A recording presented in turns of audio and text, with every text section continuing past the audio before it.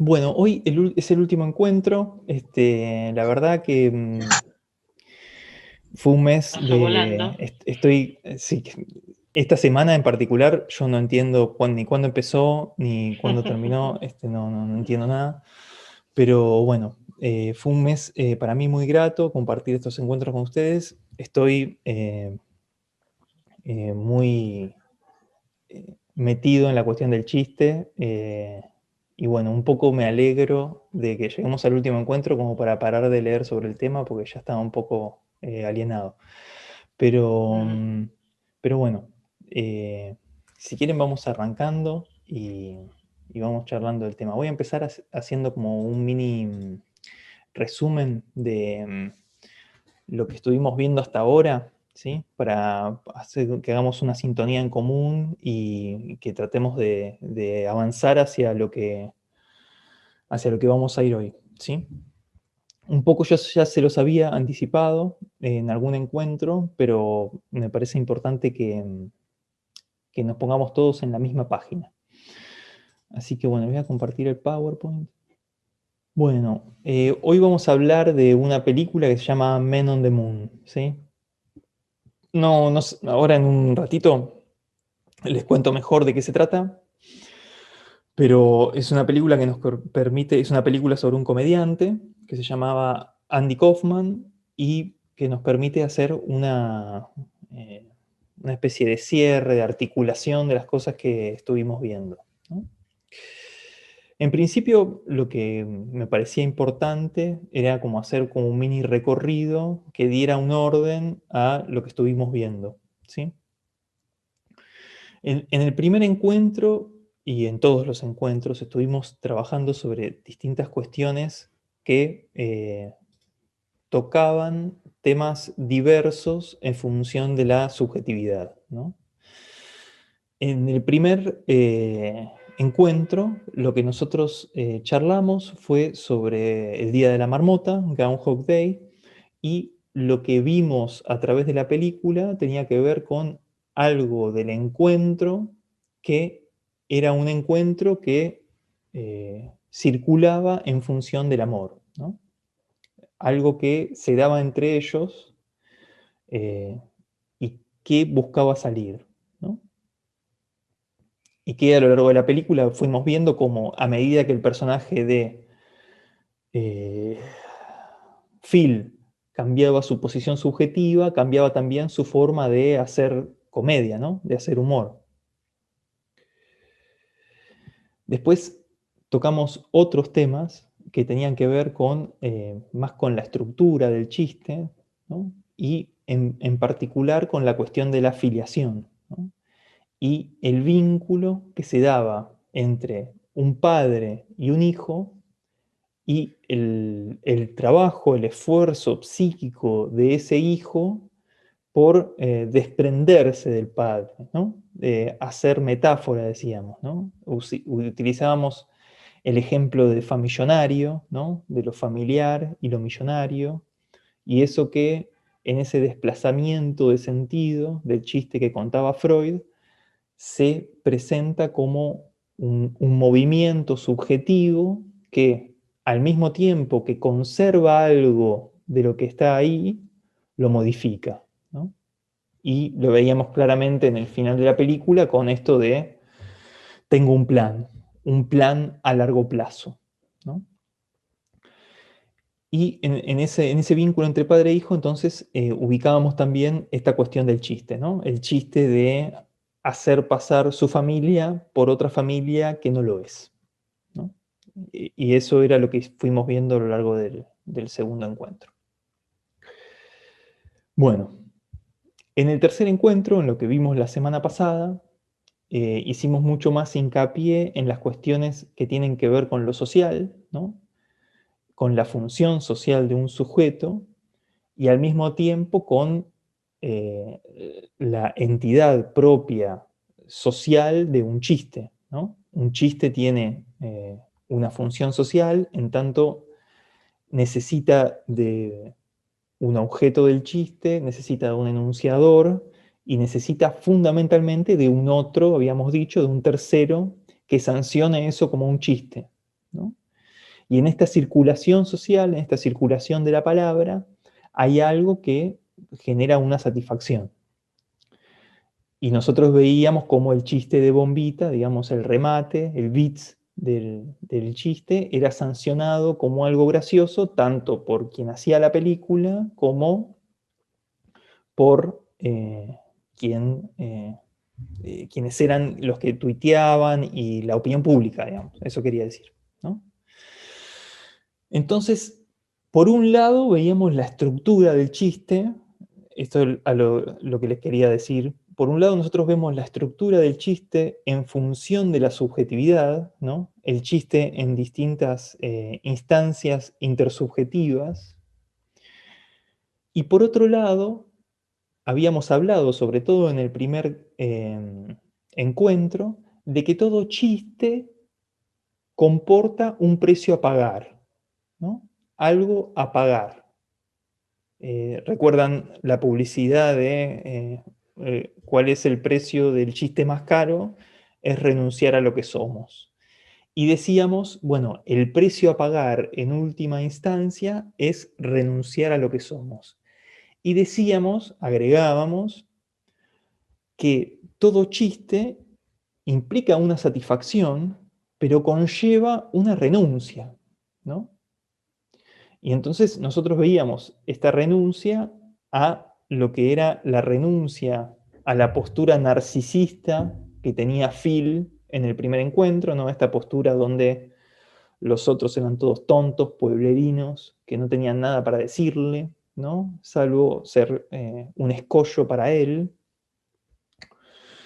Y a partir de que él cambia esa posición subjetiva es que puede encontrarse con algo del orden del amor, algo del orden del otro que sea distinto, que no sea solo una chica, una chica más con la que acostarse, sino alguien con quien vincularse desde otro lugar, ¿no? Obviamente, y lo que estuvimos viendo en el segundo encuentro, es que la renuncia pulsional, a lo que renuncia el personaje de Parasite, el joven, es justamente al padre, no a cualquier padre, sino puntualmente al padre de la infancia, ¿no? Ese padre idealizado, ese padre que podía, ¿no? Y que a medida que va él creciendo, se va dando cuenta que el padre no tiene un plan, ¿no? Y como decía Daniel, la piedra es el padre. Justamente sobre el final de la película, él deja la piedra, deja ir la piedra y con eso una dimensión simbólica del padre que él pierde, ¿no? Esta renuncia de ese padre idealizado es justamente lo que se pone en juego a lo largo de la película, ¿no? El precio a pagar del chiste, a eso me refiero. Y por último veíamos a Bombita, quien claramente renuncia, o sea, a todo, ¿no? Renuncia a todo porque deja el trabajo, ya no puede ser un padre en los términos que uno espera que un padre sea presente, ¿no? Y hablábamos también de, bueno, una satisfacción pulsional en eso de estar ausente, ¿no? No es simplemente la renuncia a eso, sino que hay un plus, ¿no? Hay un plus en esa renuncia de ser el que sabe detonar, ¿no? Evidentemente sigue siendo el que sabe detonar, pero ya no el que detona edificios, ¿no? Entonces, en esa renuncia a ser quien es, pone de manifiesto algo de lo cual se desprende, ¿no? Que es de su función social. Entonces quería como empezar haciendo este prólogo, como para que se entienda bien hacia dónde vamos, ¿no? Lo que hicimos a lo largo del curso y el recorrido que tuvimos en los distintos encuentros era en función de ubicar la estructura del chiste en distintos episodios de el orden subjetivo, ¿no? Con respecto al amor, con respecto a la filiación, con respecto a lo social, ¿no? Que son distintos aspectos que aportan a la construcción de la subjetividad, ¿no?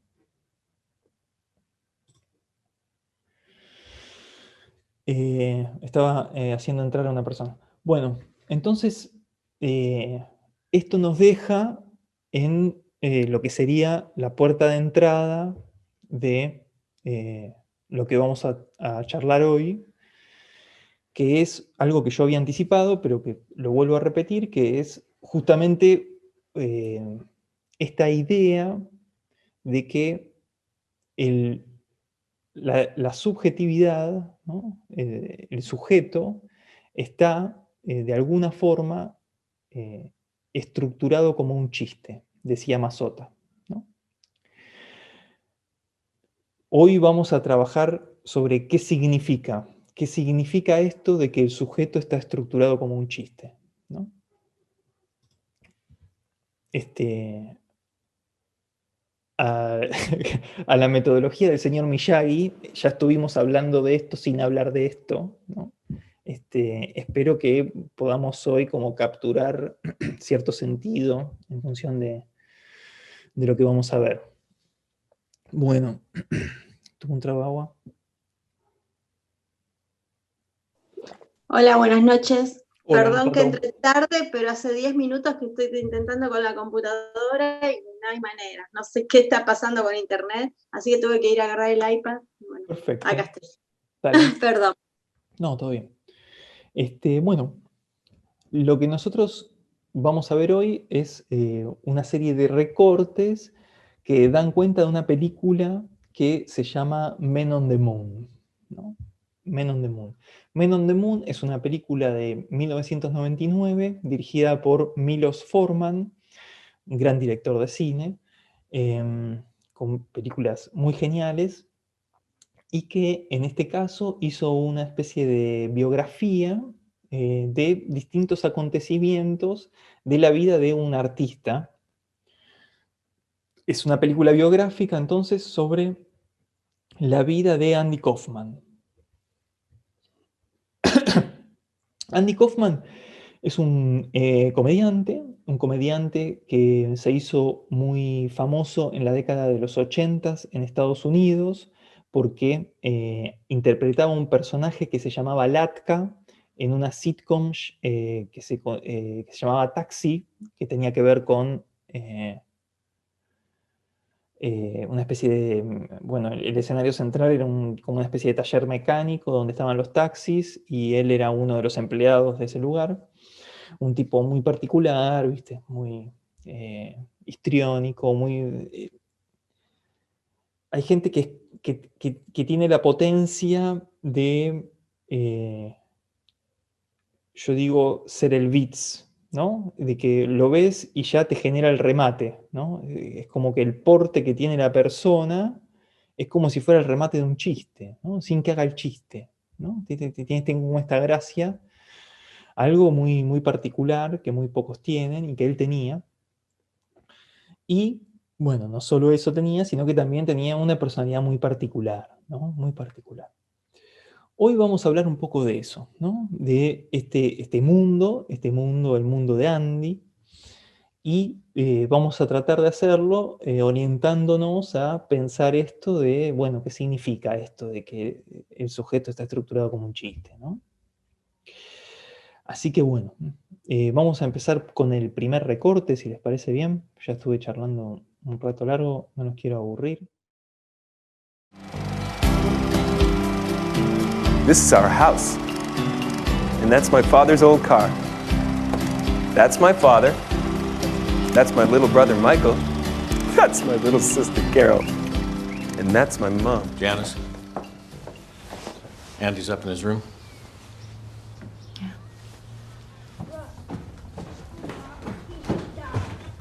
I don't want to eat anymore. Mr. Bear is saying that Mrs. Cat didn't wash her off. Mrs. Brown is saying this story is not true. Today's special guest, Mr. Bear. What's up, Mr. Bear? Andy? Oh.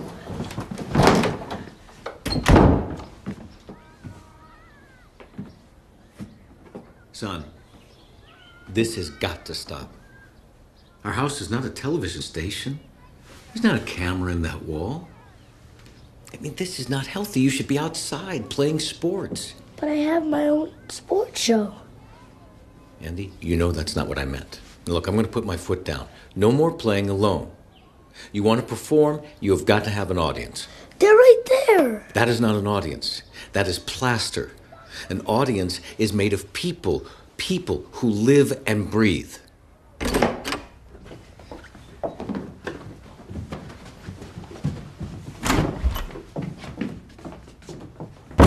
Andy Kaufman and Howdy Doody present the animal song.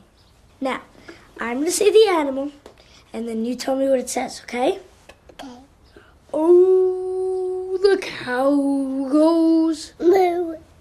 and the cat goes Meow, meow. and the bird goes tweet, tweet, Tweet, tweet. and the lion goes Roar! And the dog goes, and the cat goes, Meow. and the bird goes, and the pig goes, and that's the way it goes. The comedy stylings of Andy Thank you. Kaufman, ladies and gentlemen. So, Mr. Bessemer, same spot tomorrow? I don't know, Andy. I think I have to let you go. You're firing me? You don't even pay me. Look, I don't want to seem insulting, but your act is like amateur hour. You're doing sing-alongs for 6-year-olds and puppets that aren't funny, playing records. But it's totally original. I mean, no one's ever done it. I'm not like everyone else. Well, everybody else gets this place cooking. It was cooking. I thought it was cooking. There was a man over here that was really upset. Yeah, he stormed out and a lot of other people left in the middle of your act. I can't sell booze to people that are It's walking just out. about booze. It's not about comedy. It's not about art. That's I all can't- it's about. I is can't booze. sell booze when you're singing You just want to Pop sell Goes the booze. Weasel. That's all that matters. I'm running a business here. It's show business. Show business. Show business. Without the business, there's no show. And there's no show for you. What do you want me to do? Take my wife, please? Well, yeah, at least it's a joke. Try some jokes. Like, why did the Siamese twins go to England? I don't know. Why did they go to England? So the other one could drive. But why doesn't the other one just learn how to drive? Maybe that one isn't for you. But do jokes about the traffic. Do impressions. Maybe some blue material.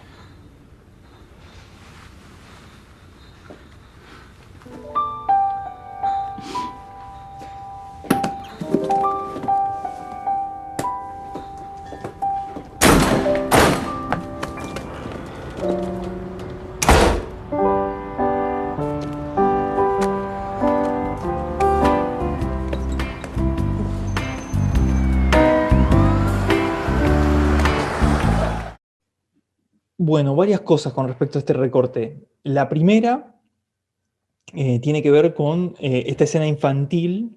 ¿Vieron? Esta escena infantil donde Andy es un niño y vemos un padre muy distinto, ¿no?, a otros padres que vimos desde la siguiente perspectiva. Cuando vemos al padre de Andy, vemos a un padre que llega, pregunta por él, ¿no? Y dice, ¿Andy está en la habitación? Sí, está en la habitación. Agarra, sube, camina y lo encuentra a Andy hablándole al Durlock, ¿no? Contándole chistes al Durlock, ¿no? Enajenado, sin parar. Y le dice, Andy, ¿qué estás haciendo? Me dice, no, estoy acá en el show, ¿no? Y le dice, bueno, pero tenés que salir y andar a jugar a la pelota, ¿no? Le dice lo que le diría a cualquier padre. Y el pibe, inamovible, le dice, no, yo voy a hacer esto, qué sé yo. Y ahí, fíjense, eso es un padre, ¿no? ¿Qué es un padre si no es alguien que, al mismo tiempo que acepta, ¿no?, la realidad pulsional del hijo, le otorga también un sentido distinto, ¿no? Le otorga alguna forma de saber hacer con eso pulsional. ¿Por qué les digo esto? El padre, ¿qué le dice? le dice, bueno, un poco resignado, ¿no? Ante la evidencia de que él va para ese lado, le dice, bueno, si querés ser comediante, tenés que tener público, ¿no? Tenés que tener un público. Esa es la intervención del padre. Genial. Entonces, ese es el conflicto que él tiene a lo largo de toda su vida, a lo largo de toda la película, ¿no? El conflicto entre la voluntad que él tiene de hacer comedia como a él le parece, ¿no? Y un público, ¿no? Tener un público. Eso que ya viene como una intervención del padre desde el día 1, ¿no? Eso de tener un público nos remite claramente a lo que yo les decía el otro día, ¿no? El tipo que se ríe solo de un chiste y la gente que dice, bueno, está loco, ¿no? El tipo que se ríe solo de un chiste está loco porque uno se da cuenta desde el sentido común, desde lo intuitivo, que lo que falta es la pata social, ¿no? Falta el otro que sancione como un chiste eso que está enunciando ese sujeto, y el padre justamente lo remite a eso, ¿no? A que tiene que haber un otro, tiene que haber un otro, el espectador, un otro que sancione como gracioso eso que él hace, ¿no? Y esto para él es un conflicto. Es un conflicto al principio de la película, en la mitad, al final, siempre, ¿no? Porque la película te muestra una voluntad de Andy de hacer un tipo de comedia, bueno, muy particular, que ahora vamos a ver bien de qué se trata. Lo que quería remarcar con esta intervención del padre es que nos encontramos ante un padre, en principio, muy distinto al padre de Parasite, ¿no? Un padre que, inhibido, se abstiene de toda intervención sobre lo que está pasando, suspendiéndose, diciendo, bueno, mira, estamos acá, es de noche, hubo un diluvio, vos pensaste que iba a pasar esto, no lo pensaste, entonces acá estamos, ¿viste? ¿Para qué hacer planes, decía el padre de Parasite, si las cosas pasan igual, ¿no? Que no, es otra, no era otra forma de, como decíamos, ocultar una condición más del orden de lo distímico, de lo depresivo, ¿no? Roxana dice, sí, otro contexto, un padre con otros recursos, tal cual, un padre con otros recursos. Pero no es el único padre que vimos hasta ahora, ¿no? También en lo que veíamos en Bombita, veíamos también una forma de entregar un mensaje al otro, ¿no? Con respecto, me refiero al mensaje que Bombita entrega a su hija, ¿no? En el final del capítulo, cuando ambos soplan la vela, ¿no? Y decíamos, este soplar la vela y pasar a negro del final del capítulo, el contraste que tenía con el negro que se abría a través de una mecha que metía un cartucho de dinamita, ¿no? Y que explotaba y que hacía caer un edificio, ¿no? En esas velas que se apagaban había una transmisión de un padre que, mejor, peor, con más o menos suceso, transmite un saber hacer o un intento de un saber hacer con respecto a lo pulsional que está en juego, ¿no? A ser explosivo, ¿no? A ser bombita, a ser una bombita, pero al mismo tiempo a ser bombita en tanto el significante social que empieza a circular y que lo nombra, ¿no? Y hablábamos un poco de eso. Entonces vemos que esto tiene como toda una pregnancia con respecto a lo que un padre lega, ¿no? A un hijo o a una hija. Y después vemos claramente que hay como una elipsis y pasa a cuando él ya es un joven que está actuando en un stand-up, ¿no? Y vemos claramente las dificultades que él tiene, ¿no? Con ese stand-up. ¿Qué es lo que vemos? la transición es muy buena y es muy clara.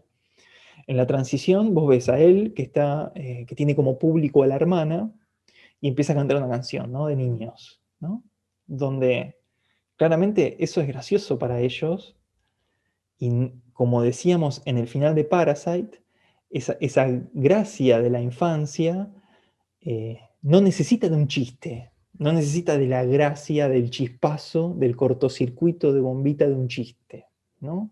Porque esa infancia, ese lugar donde el hecho es gracioso y divertido en sí mismo, prescinde de la necesidad de la ideación, del bits, de lo ocurrente del chiste, ¿no? Entonces, en esa escena infantil hay una gracia per se, que él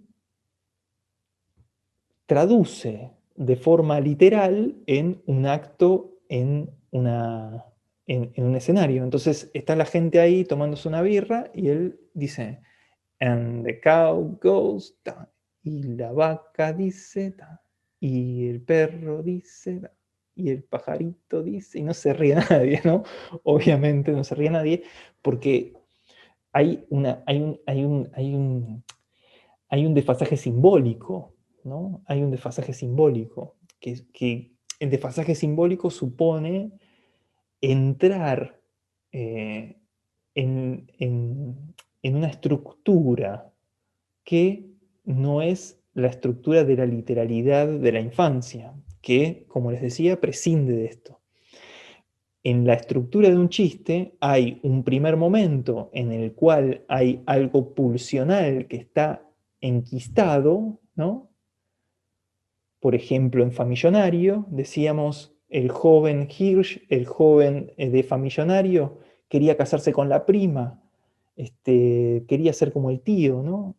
Ser un tipo de clase media alta, querer a la prima, aunque sea algo genuino, y la prima no le daba bola, el tío lo trataba lo trataba famillonariamente, lo trataba como el pariente pobre, ¿no? Que lo recibimos, pero bueno, hasta ahí. Y en eso encapsulado, ¿no? Que es como una pulsión que no circula, obtiene una satisfacción cuando dice famillonariamente, ¿no? Y hay algo de lo agresivo contra el tío que se pone en juego ahí, ¿no? Entonces cuando dice famillonario también le dice, ¿no? Les está diciendo de una forma muy cortés y de la Viena del siglo pasado, son unos forros, ¿no? Por decirlo claramente. Entonces, Fer dice, los padres y madres somos un contexto del pasado. Lo que vivimos... No, los padres y madres somos un contexto del pasado. Lo que vivimos como hijos de nuestros padres y madres y lo que somos hoy. ¿Te querés desmutear, Fer?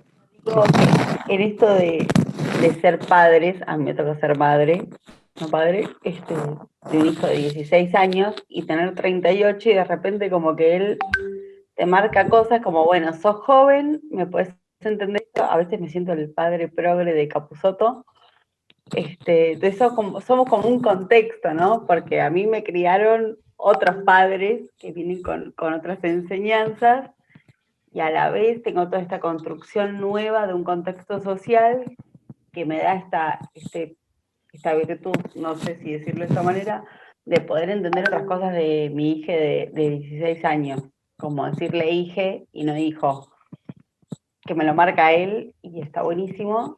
Y entonces por eso decía que para él, volviendo a Andy, que él se quedó con esto que le marcaba el padre, que por ahí también venía de cosas que le marcaba el padre de su padre y que le cuesta como entender y desarrollar. Igual me parece magnífico que el actor sea quien es, porque está como muy marcado también socialmente por la comicidad y como que no puede salir de ahí.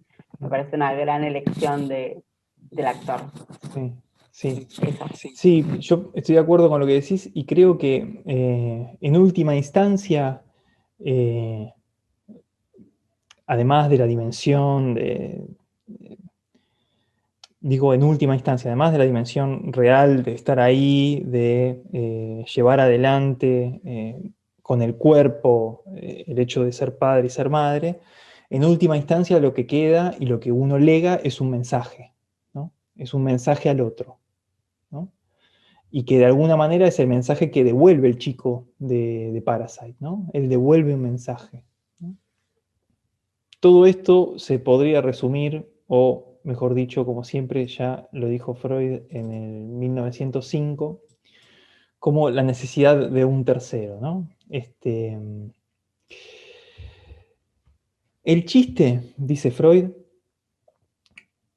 en cambio, es la más social de todas las operaciones anímicas que tienen por meta una ganancia de placer, ¿no? Entonces decía, bueno, esto era en comparación de un sueño, este texto, ¿no? Y decía, bueno, cuando uno sueña, de última está soñando para uno mismo con respecto a esta cuestión que se produce una dialéctica del sujeto con respecto al contexto y demás. Pero de última es algo como para sí mismo. Él dice que el chiste, en cambio, es la más social de todas las operaciones anímicas, ¿no? Y con frecuencia necesita de terceros y demanda la participación de otro, ¿no? Que es justamente lo que está en juego acá, ¿no? La participación del tercero, que es lo que a él le cuesta. Era lo que le marcaba al padre y al mismo tiempo era lo que le marcaba este señor que en la vida real se llama George Shapiro y era el representante de Andy Kaufman. Dice, demanda la participación de otro para llevar adelante el término de los procesos anímicos, ¿no? Del chiste.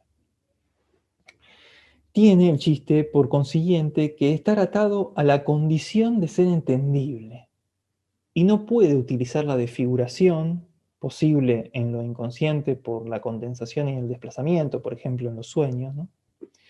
Sino hasta el punto en que el entendimiento de la tercera persona la pueda reconstruir, ¿no? Uno puede forzar el sentido de un chiste, ¿no? El tema es que el sentido de un chiste, uno si lo fuerza demasiado, llega a un lugar donde el otro no lo puede comprender, ¿no? Y este es el riesgo del chiste. Cuando uno quiere hacer un chiste muy logrado, termina siendo un chiste que no tiene ningún punto de conexión con el otro, ¿no? Entonces, el punto que es crucial en la cuestión de Andy, que ya se lo señalaba el padre desde el minuto 1, era justamente poder hacer de eso algo compartido. Pero Andy tenía como una dificultad muy grande, que tenía algunas dificultades para la comprensión de lo simbólico, ¿no? Vieron que cuando le dice el chiste de por qué los dos gatos siameses van a Inglaterra, ¿no? Y dice, no sé, y para que pueda manejar el otro, ¿no? Ese chiste él le dice, no lo entiendo, ¿no? No lo entiendo. Vieron que en Inglaterra está el volante del otro lado.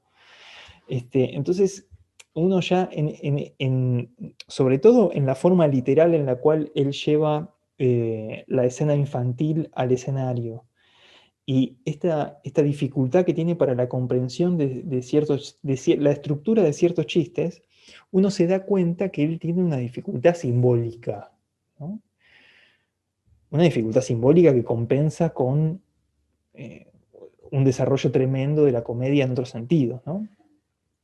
Pero bueno, Rosana dice, y se juega también el precio que se paga por ser como cada uno elige. Absolutamente, prometo ampliar sobre eso. Bueno, vamos a ver una escena ahora, que es una escena en la cual vemos a Andy en acción, ¿no? A Andy como hacía comedia Andy Kaufman. Y me parece que eso nos va a permitir avanzar un poco sobre lo que estamos viendo y ampliar ciertas cuestiones que son relativas a, bueno, ¿qué tiene para decirnos Andy en función del chiste si no entiende los chistes, ¿no? Que sería una muy buena pregunta si alguien me la hiciera. Bueno.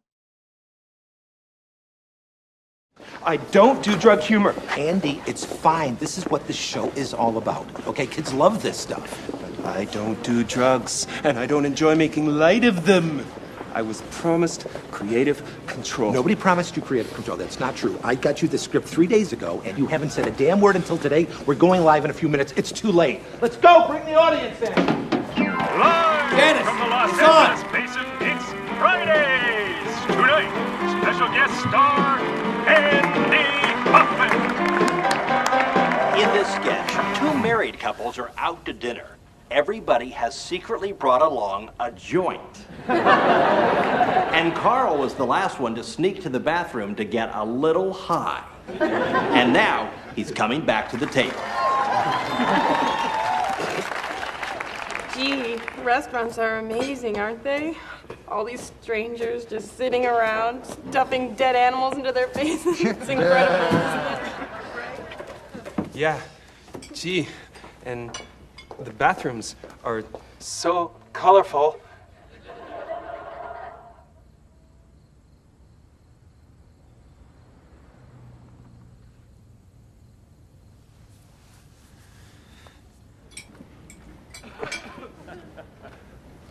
Everything okay, Carl?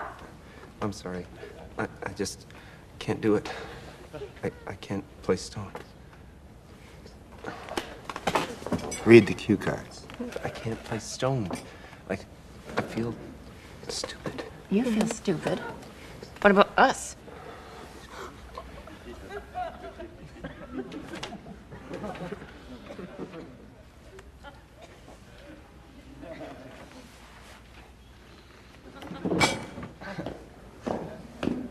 I'm sorry.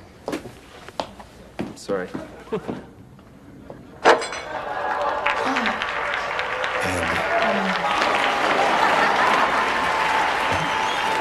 didn't have to do that.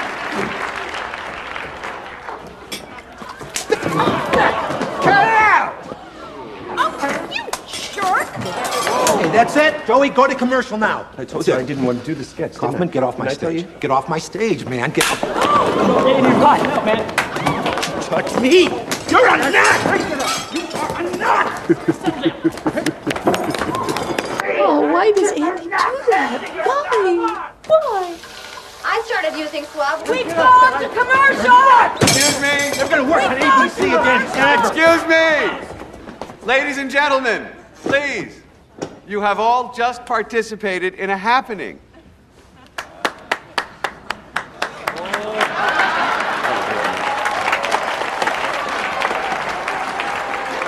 Now, to make it real, some of you down there knew what was going on and some of you didn't. I'm sorry. But we don't want to upset the folks at home, so now Andy is going to tell them that it was all just a prank. Coming back from commercial and... During the commercials, the people at ABC told me to explain to you that this whole fight episode was staged. Oh, good. It's a lie! It's a cover-up! Why are you laughing? I don't understand why you're laughing. I'm not being funny now. What you saw was real! No, these things happen all the time at the networks, only they're cut away. Cut to commercial. You see? You see? Now, for sure they're gonna fire me. So, if you want to see me again, you'll have to come to Memphis. What's in Memphis? The Giants flavor type pouch lets you cook The kid is totally sugar.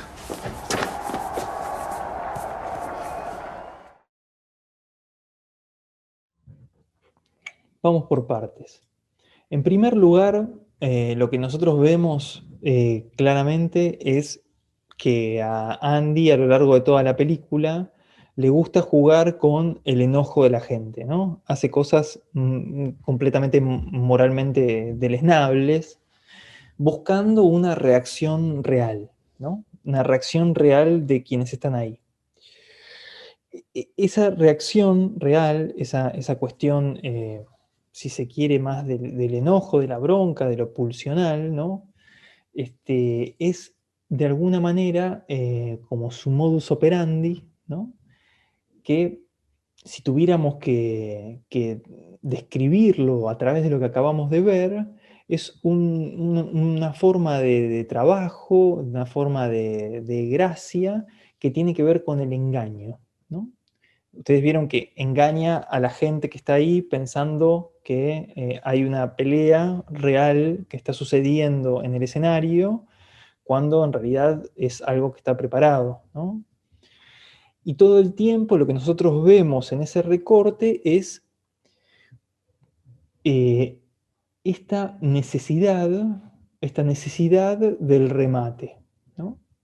El remate de un chiste es justamente una descarga pulsional. Todo el tiempo está todo el mundo ahí tratando de ver en qué momento, bueno, y cuál es el remate del chiste, ¿no? Vieron que se genera una tensión, ¿no? Una tensión, una carga, como yo les decía hace unos minutos, que se va acumulando, y la gente no puede descomprimir, ¿no? Por eso el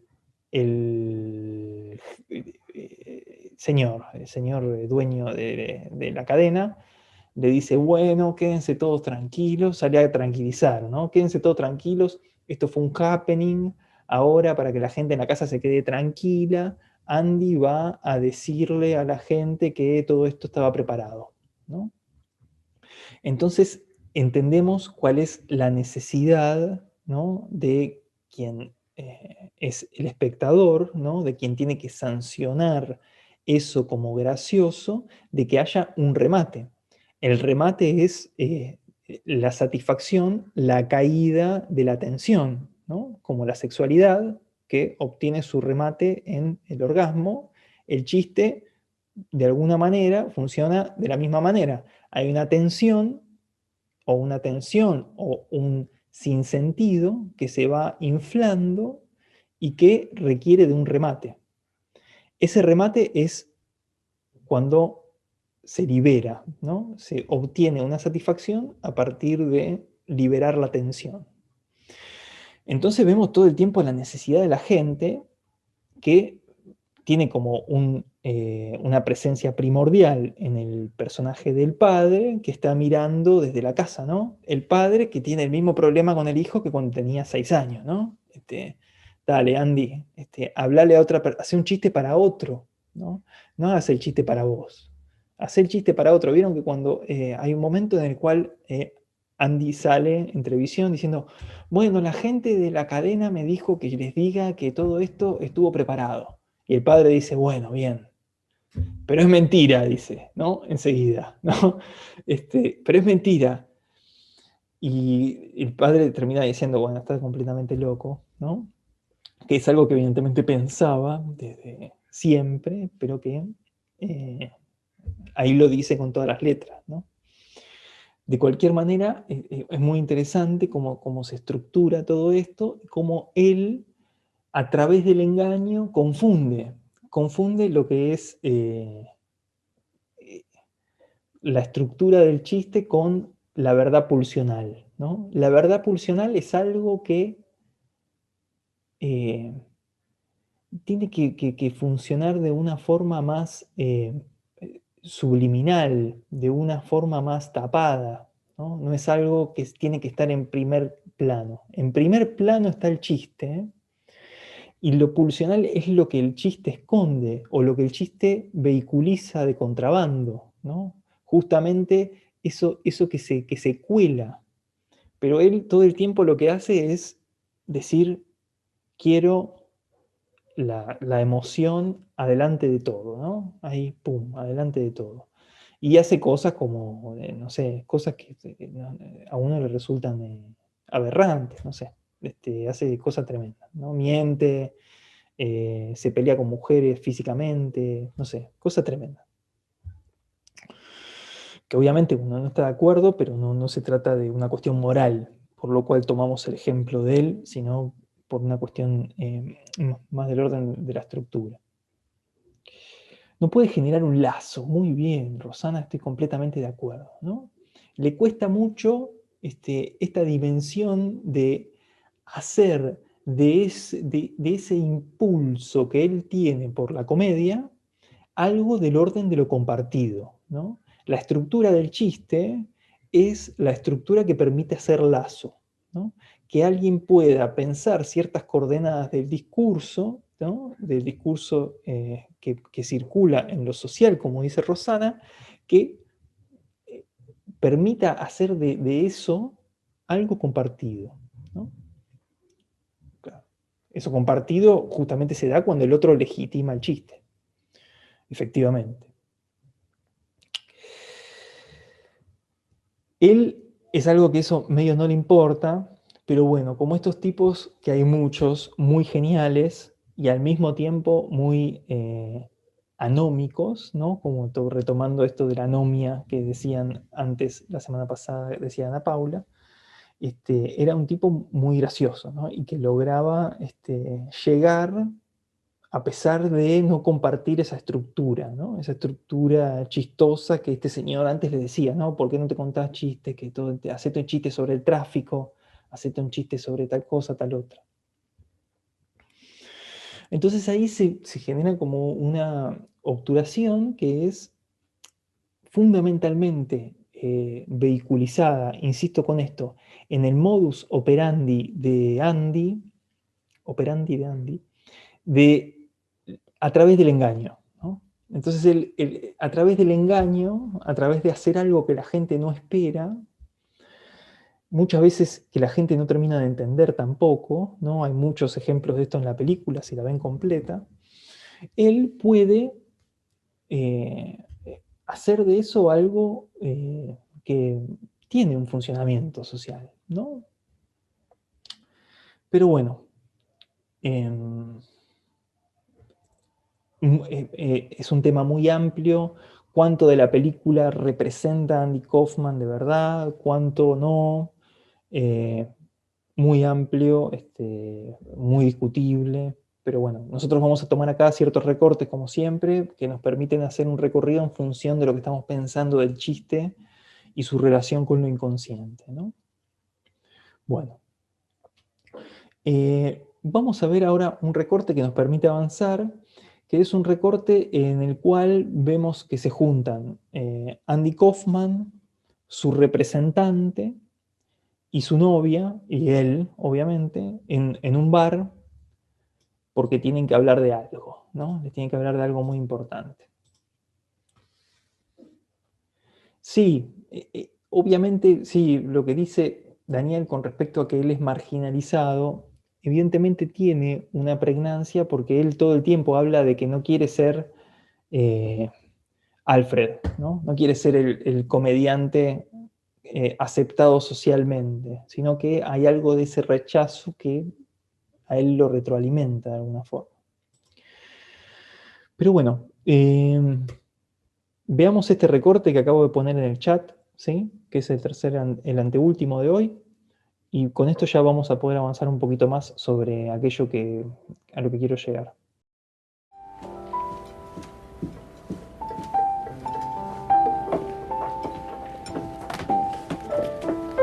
Thank you. You're welcome. Thank you very much.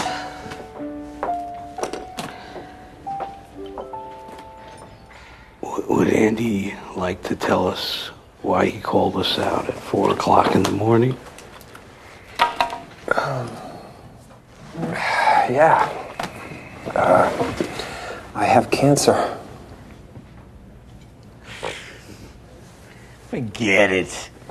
Forget it. That is in terrible taste. I don't want anything to do with this. Nothing. No. That's good. Yeah, we can make that play. Okay, and we'll just drag it out. All right, you get better, you get worse. No, you die, and then you come back to life. That's funny. That's funny. But it's not a gag, Bob. I got cancer. I got lung cancer. Lung cancer? That's ridiculous. You don't even smoke. I've got some freaky rare kind. It's called large cell carcinoma. Yay! I'm the lucky guy.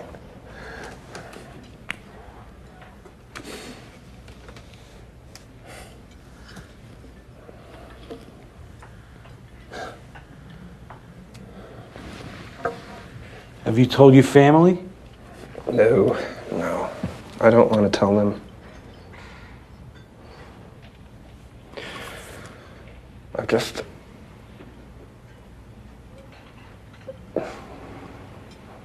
I've jerked them around so much. Andy, look in my eye and tell me this is true. Oh, I'm sorry. I'm sorry. I'm sorry. I'm sorry. Lynn? Come on. Hey. If I find out that you're behind this, I'll kill you, Zamuda. What the hell are you talking about? George, I was the one who just said I didn't believe him, okay? That's just the kind of thing that you two would work out to fuck me up. We want the truth, boy. The truth. My father said Lassie bit me, so I said she did too. Lassie never bit you, and you know it. Case dismissed.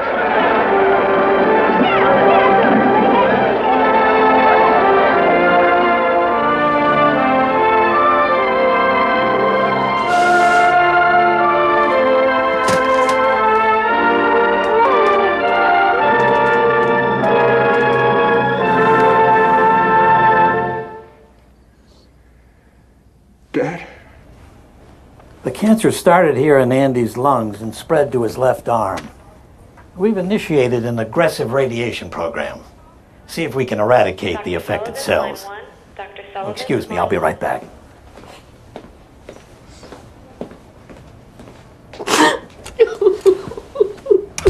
What a crock. How dare you make light of this? Dad, I cried when he broke his neck. He's not getting me again. Jesus Christ, Carol, he's got lung cancer. He wants us, scratching our heads, asking ourselves, is this real? Of course it's real. We're in a hospital. Mom, it's Cedars-Sinai. It's a showbiz hospital. I mean, Andy's studio friends, they probably run this place. He plans these things. He takes over and hires actors. You know, personally, I think that doctor guy was very convincing. I mean... Did you notice that his costume had the wrong shoes? He didn't even have doctor shoes. Bueno, lo que vemos entonces es este encuentro en la madrugada de un café en el cual Andy le cuenta a su socio, a su manager y a su novia que tiene cáncer, ¿no? Cáncer de pulmón. Obviamente, lo que sucede con toda la gente que lo rodeaba es que temen ser engañados, ¿no? Entonces el manager directamente no le cree, le dice, no, esto no pueden hacer chistes con esto es de muy mal gusto, ¿cómo se van a reír de una cosa tan tremenda como el cáncer? ¿No? Y entonces todo el mundo, tanto sus personas cercanas a nivel laboral como su familia, quedan suspendidos en la espera de un remate, ¿no? Suspendidos en la espera de un remate. Como los espectadores del programa de televisión que veíamos hace un rato, ¿no? Que estaban esperando todo el tiempo que haya un remate de eso que estaba ahí, ¿no?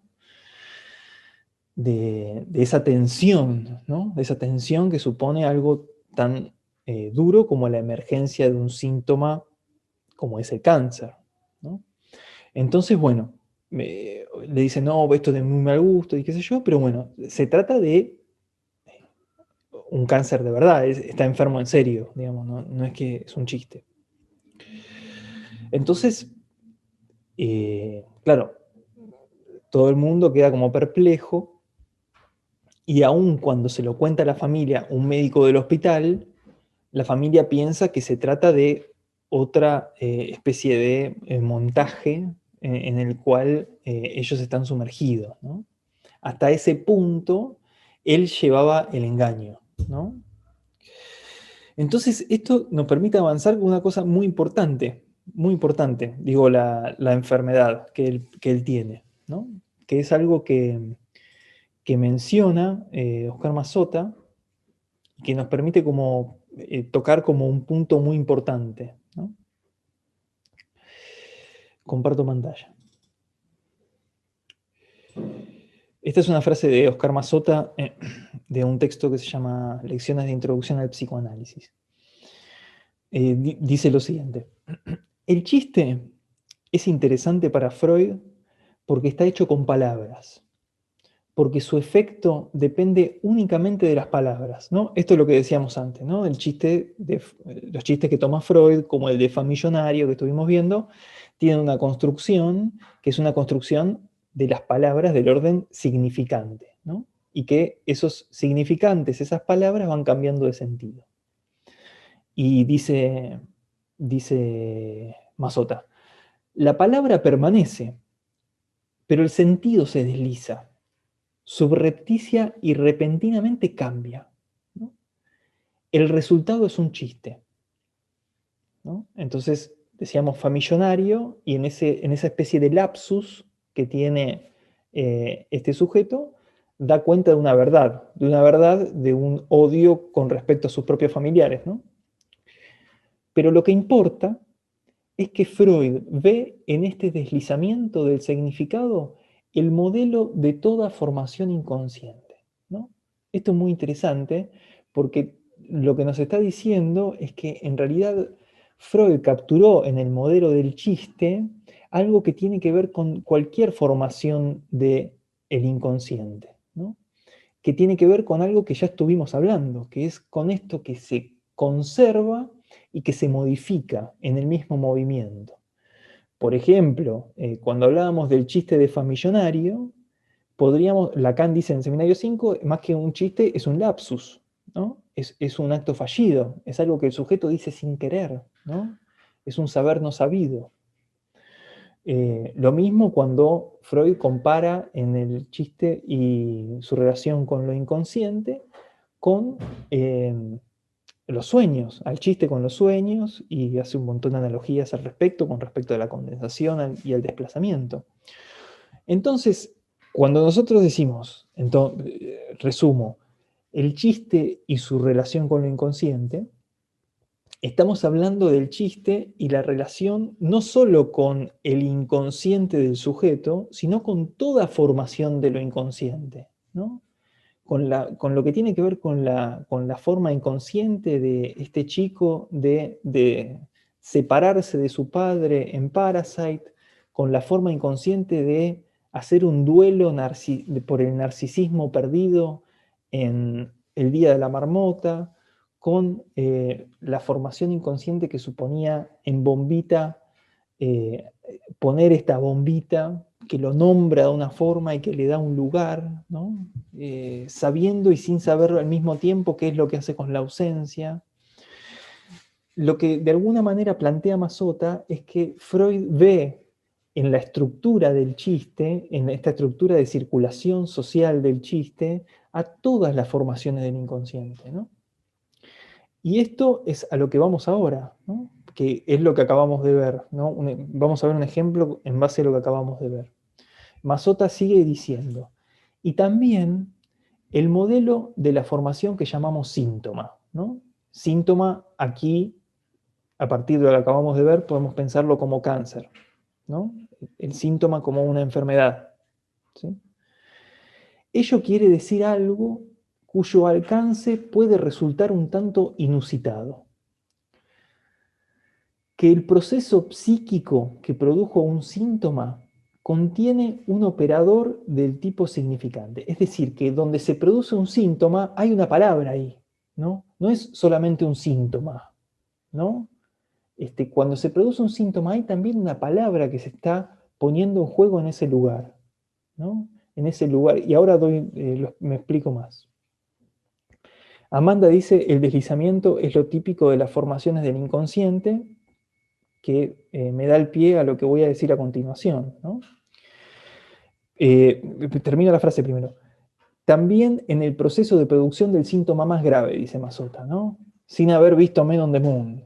Dice, también en el proceso de producción del síntoma más grave, el síntoma más grave podríamos decir un cáncer, también ahí hay una palabra que se está metiendo por el resquicio, ¿no?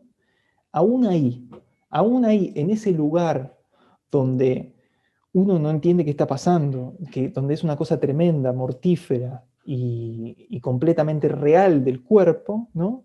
Hay un deslizamiento, como dice Amanda, que es típico de las formaciones del inconsciente. Me explico. Él se llama Andy Kaufman, ¿no? Cough en inglés es toser, ¿no? Si uno escucha Kaufman, está escuchando al mismo tiempo que está escuchando un apellido que viene de lo germánico y qué sé yo, está escuchando algo que tiene una homofonía con una literalidad que es el hombre que tose, ¿no?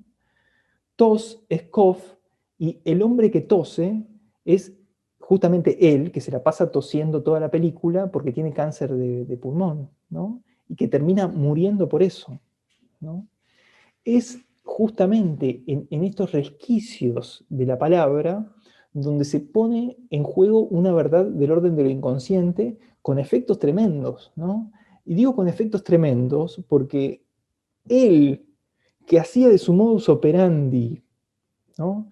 Que su modus operandi era engañar al otro, termina siendo el más engañado, ¿no? Porque, como pasa en general, entre la forma que un sujeto trata a los otros, no hay mucha distancia de la cual se trata a sí mismo, ¿no? Excepto que hablemos de un perverso, ¿no? Pero, ¿se entiende la lógica de lo que estamos diciendo? Él, justamente, padece un síntoma que es un chiste. ¿Pero qué esto que es un chiste? O sea, el tipo se muere de cáncer de pulmón y se llama el hombre que tose, ¿no? Y nadie le cree encima, ¿no? Como si fuera una especie de mensaje que le retorna de forma invertida, ¿no? En esto, en Kaufman, en Cough como toser, y en Kaufman como el hombre que tose, y en la lógica que tiene eso dentro del síntoma que él padece, se pone de manifiesto de una forma muy clara algo que tiene para decirnos justamente Mazzotta en función de lo que desarrollaba Freud, ¿no? Que justamente hay algo ahí que tiene que ver, en este caso, también con la nominación, con quién es él, con qué lugar ocupa, ¿no? Que está estructurado como un chiste. Y bueno, es como querer o reventar, ¿no? Por lo menos a mí me pasa eso. No sé si se capturó el sentido o si es muy delirante lo que acabo de decir, los escucho. Nos queda un recorte más, pero tenemos tiempo.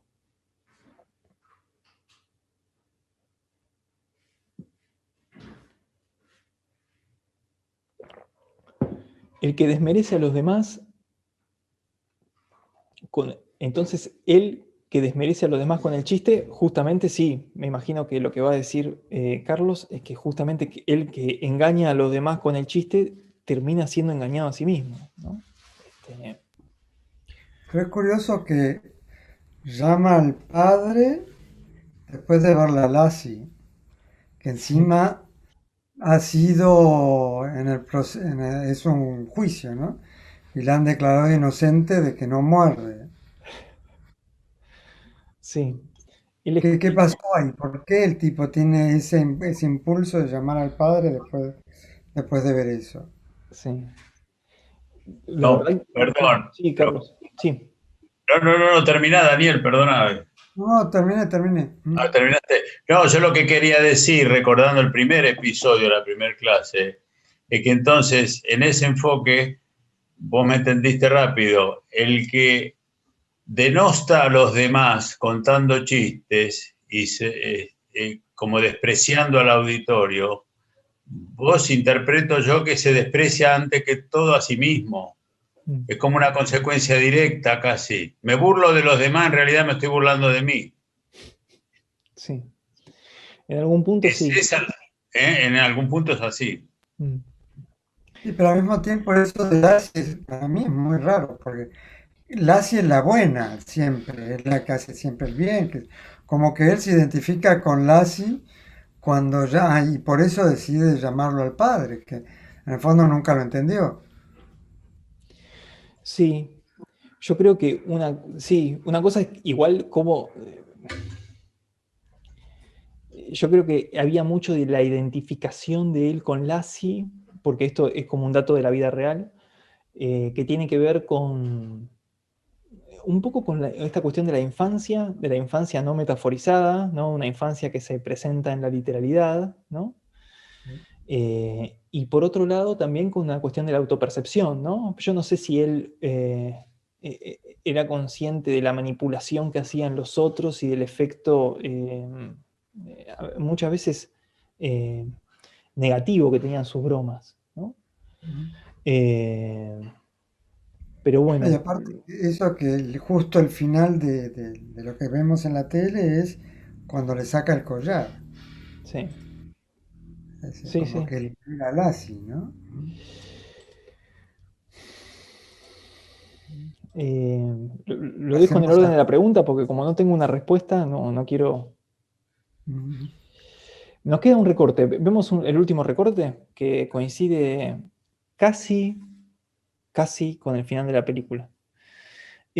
Quizás es su falla en su estructura psíquica, no necesariamente un acto volitivo de burlarse, más bien es del orden de su imposibilidad de simbolizar. Sí, sin duda. Puede ser una forma de pensarlo, ¿no? De que esta dificultad que nosotros decíamos de simbolizar en función de lo que veíamos de llevar al escenario la escena infantil de forma literal, bueno, le juega una mala pasada, ¿no? Sí, puede ser. Sí, yo también lo pienso. Bueno, vemos el último recorte y... No necesariamente es burla. Para mí es una forma de vínculo. Muy particular. Bueno, me silencio.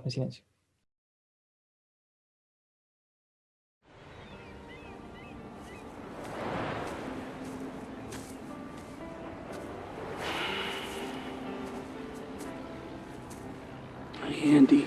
Hey.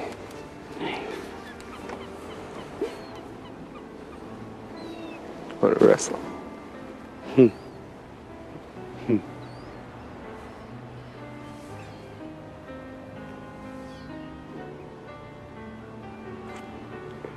Bob and I came up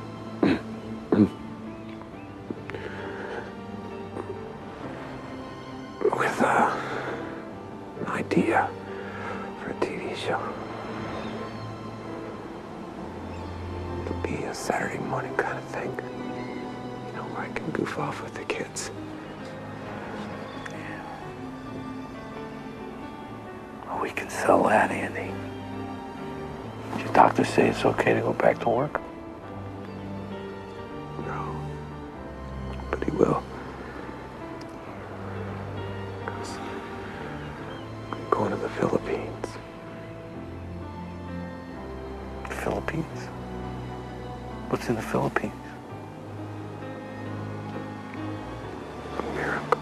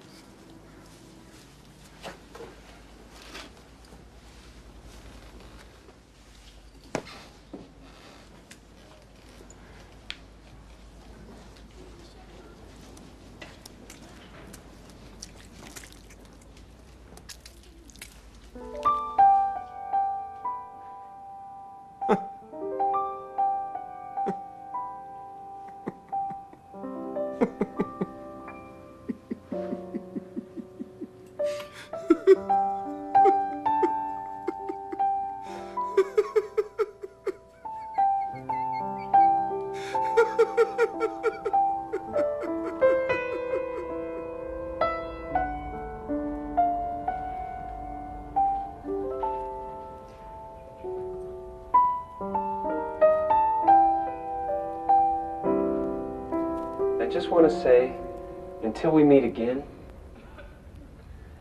please remember,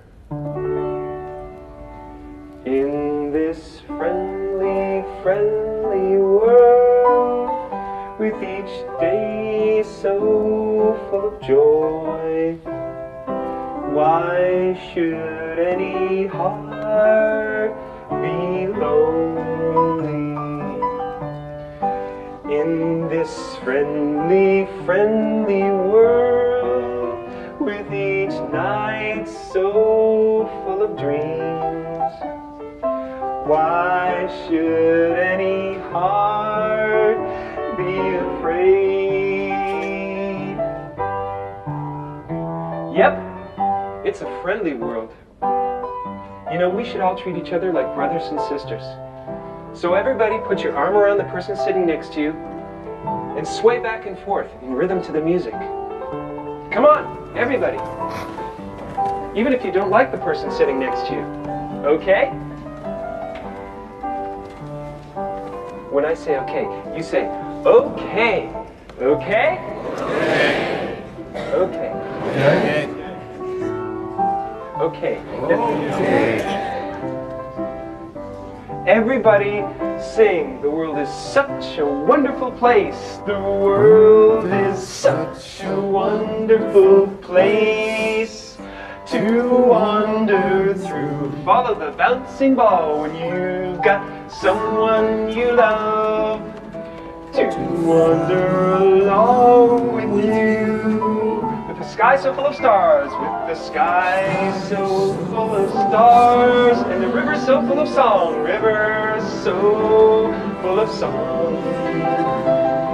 Every heart should be so thankful, thankful for this friendly, friendly world, thankful for this friendly, friendly world.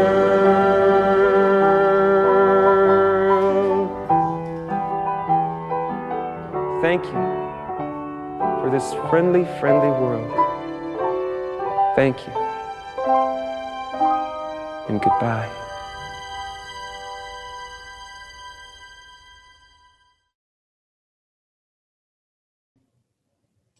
Y me parece que lo que sucede en el final nos pone de alguna manera en sintonía con lo que veníamos hablando hasta ahora, ¿no?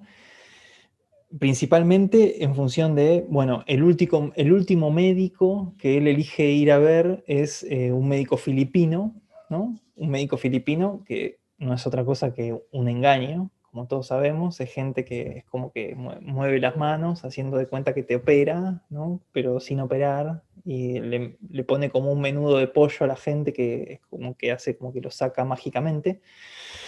Y bueno, él se acuesta en la camilla, ¿no? Ya entregado en la fase final de la enfermedad, y se da cuenta del engaño, ¿no? Y al darse cuenta del engaño se ríe, ¿no? Se ríe como de alguna manera anoticiándose de lo que un poco anticipaba Rosana hace unos minutos, de el precio del chiste que ha hecho a lo largo de su vida, ¿no? Del chiste del engaño, ¿no? De engañar a los otros, donde él termina pagando con ese precio, ¿no? Lo que vivió, de la forma que vivió y de la forma que se vinculó con los demás, ¿no? Eso en la primera mitad del recorte, ¿no? Y en la segunda mitad del recorte nos encontramos con algo que es para mí muy, muy interesante, que tiene que ver con el funeral, ¿no? Con este funeral muy particular, y que bueno, que de alguna forma nos remonta a esto que yo ya les mencionaba, que es un poco de lo que venimos hablando, que es esto que decía Mazzotta, que era: ni los mismos seguidores de Freud le perdonan eso que en definitiva venía a decirnos. Que lo serio del hombre consiste en que el hombre está estructurado como un chiste, ¿no? Ahora cuento lo del recorte. Lo serio del hombre es que está estructurado como un chiste, es lo que nosotros estábamos hablando hasta hace un ratito, y que nosotros podemos ver muy claramente en en la escena del funeral, donde al mismo tiempo que estamos en presencia de la muerte escenificada, ¿no? La muerte escenificada, el tipo lo que hace es toda una ceremonia donde la gente se pone a cantar una canción, ¿no? Se ponen a cantar en este amigable mundo, ¿no? Y se ponen a cantar una canción muy linda entre todos, de una forma muy emotiva, dando cuenta, ¿no? En última instancia, de ese conflicto que se pone en juego en todo sujeto, ¿no? Y que podríamos decir a esta altura que se representa de alguna forma a través del chiste como la posibilidad de, si habíamos dicho que el chiste es la posibilidad de unir dos cosas que en principio estaban separadas, ¿no? La subjetividad y la forma en la que una persona vive es justamente la forma de hacer cortocircuito entre la pulsión de vida, ¿no? Hacer lazo, la gente cantando y demás, y la pulsión de muerte, ¿no? Tratar al otro con desprecio, qué hacer con la agresión, ¿no? Esas preguntas que son preguntas de la vida cotidiana y que de alguna manera cada uno de nosotros se tiene que responder, ¿no? De qué manera hacer lazo y de qué manera canalizar la agresión, ¿no? Y cada uno de nosotros tiene su propia forma de su bits, su chiste, ¿no? El chiste de Andy era era el chiste del engaño, ¿no? El engaño que lo termina engañando a él, ¿no? De alguna manera. Y bueno, esto es a lo que quería llegar, o lo que yo les quería transmitir. Y que bueno, tiene que ver con este conflicto, ¿no? El conflicto entre hacer lazo, entre la pulsión de vida, entre sostener y multiplicar estructuras cada vez más grandes y con la descarga directa, la agresividad, qué se hace con la pulsión de muerte en última instancia, ¿no? Y Mazzotta dice, por lo último, ¿con qué ontología fundar ese modelo del placer efímero, el placer efímero de un chiste, donde el sujeto solo se satisface con palabras, ¿no? Como las palabras que son las que dan lugar a un chiste, y donde, sin embargo, está en juego todo el orden del ser, ¿no? Todo el orden del ser está en juego en la estructura del chiste. El goce, aquello que está más allá del principio de placer, la muerte, el sexo y la generación, la procreación y la ascendencia, ¿no? Que son todos temas de los cuales estuvimos hablando de una forma u otra a lo largo de estos encuentros, ¿no?